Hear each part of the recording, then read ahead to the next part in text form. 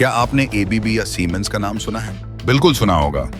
ये इंजीनियरिंग और electrical giants हैं। लेकिन एक और ऐसी ही कंपनी है जो ऐसे बड़े दिग्गजों के साथ काम करती है, मार्केट में लिस्ट है, लेकिन साइज में 20 से 25 गुना छोटी है। और इंटरेस्टिंग बात यह है, ये प्रीमियम वैल्यू भी अनलॉक कर रही है। इसका नाम शायद आपने सुना नहीं होगा, लेकिन क्वाइटली ये कंपनी कुछ ऐसा कर रही है जो सीमेंस एंड एबीबी जैसी ग्लोबल जायंट्स को भी जरूरतमंद बना देती है।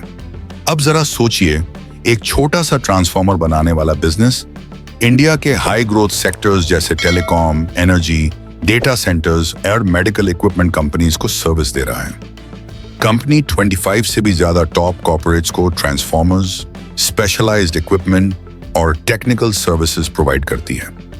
क्लाइंट्स लिस्ट में आते हैं बड़े इंडस्ट्री प्लेयर्स जैसे ब्लू स्टार, वोल्टर्स, एबीबी, सीमेंस और कई और। कंपनी का मार्केट कैप है लगभग 6000 करोड़, यानी ऑफिशियली अभी भी ये एक स्मॉल कैप स्टॉक है। और फिर देखिए इसका स्टॉक प्राइस 11 से सीधा 5500 प्लस, मतलब करीब 55,000% का रिटर्न। एक पेनी स्टॉक की तरह शुरू होकर आज इन्वेस्टर्स के पोर्टफोलियो को चमका रही है। इस वीडियो में हम करेंगे डीप डाइव, इसका बिजनेस मॉडल, फाइनेंशियल स्ट्रेंथ और फ्यूचर पोटेंशियल को समझेंगे, क्योंकि स्टॉक मार्केट में सिर्फ पास्ट रिटर्न देखना बहुत बड़ी भूल हो सकती है। और आप कहेंगे ये तो ऑलरेडी बहुत बड़ा है, लेकिन असल में ये कंपनी अभी मिड कैप बनने के रेडार पर है, यानी असली ग्रोथ का सफर अभी बाकी है। चलिए अब बात करते हैं quarterly financial performance. Revenue growth June 2024 quarter में कंपनी का रेवेन्यू था 107 करोड़। सितंबर 2024 तक ये बढ़कर हो गया 131 करोड़, यानी 22% की ग्रोथ। इसके बाद दिसंबर 2024 में रेवेन्यू पहुंचा 154 करोड़, पिछले क्वार्टर से 18% का जंप। एंड मार्च 2025 में आया सबसे बड़ा सरप्राइज, रेवेन्यू सीधा पहुंचा 232 करोड़ तक, 51% की जोरदार quarterly growth. Quarterly financial performance, net profit growth. June 2024 में कंपनी का नेट प्रॉफिट था 24 करोड़। सितंबर 2024 में यह बढ़कर हुआ 33 करोड़, यानी 36.5% की शानदार ग्रोथ। दिसंबर 2024 में प्रॉफिट थोड़ा और बढ़ा, 35 करोड़, यानी 6% की स्टेडी गेन। और मार्च 2025 में आया धमाका, 55.5 करोड़ का नेट प्रॉफिट पोस्ट हुआ, 60% की explosive quarterly growth. Last year से कंपनी का रेवेन्यू 117% से ग्रो हुआ है और कंपनी का नेट प्रॉफिट ग्रो हुआ है 141% से।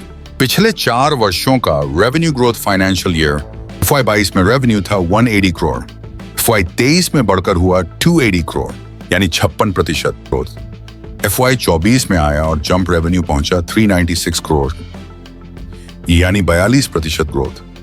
और FY25 में रेवेन्यू शूट करके पहुंचा 623 करोड़, यानी 58% की एक्सप्लोसिव ग्रोथ। लास्ट 4 इयर्स का नेट प्रॉफिट ग्रोथ, FY22 में नेट प्रॉफिट था 14 करोड़, FY23 में बढ़कर हुआ 43 करोड़, यानी 207% की ग्रोथ। FY24 में प्रॉफिट पहुंचा 91 करोड़, यानी 112% की जंप। FY25 में प्रॉफिट पहुंचा 147 करोड़, यानी 61% की जंप।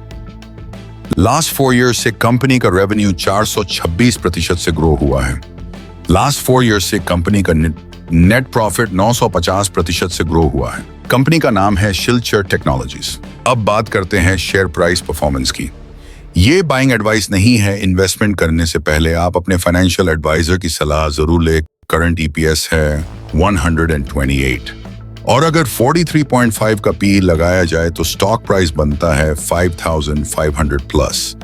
एस्टिमेटेड EPS हो सकता है 288, क्योंकि लास्ट क्वार्टर का EPS था 72, तो सेम PE पर स्टॉक प्राइस 12,500 प्लस तक पहुंच सकता है। जो आप ये एस्टिमेटेड प्राइस देख रहे हो, ये इंट्रिंसिक वैल्यूएशन के बेस पर निकाला गया है, न कि हमारी कोई बाइंग रिकमेंडेशन है। हमें एक संभावित असली एसेट लगती है। प्रोमोटर होल्डिंग है 64%, यानी स्ट्रॉन्ग कंट्रोल है कंपनी के मालिकों के पास। कंपनी पूरी तरह से डेट फ्री है, मतलब 6000 करोड़ की मार्केट कैप वाली कंपनी पर एक भी लोन नहीं है।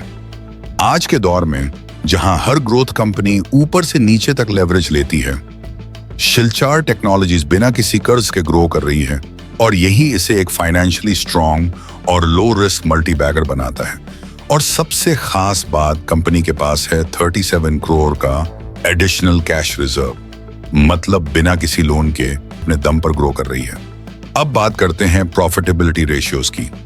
ROE है 42 रुपीज, यानी कंपनी अपने हर 100 रुपीज इक्विटी पर 42 रुपीज ज्यादा का रिटर्न बना रही है। एग्जिट स्ट्रेटजी, देखिए ये कोई फाइनेंशियल एडवाइस नहीं है, लेकिन अगर स्टॉक 4400 के नीचे आ जाता है और वो भी किसी जेन्युइन बिजनेस रीजन की वजह से, जैसे मार्जिन्स में गिरावट, ऑर्डर बुक डिक्लाइन या कोई मेजर रिस्क फैक्टर, तो आपको एग्जिट कंसिडर करना चाहिए। और एक बात और, क्योंकि ये एक स्मॉल कैप कंपनी है, इसमें शॉर्ट टर्म वॉलेटिलिटी कॉमन है, इसलिए हमारी स्ट्रेटजी सिंपल है।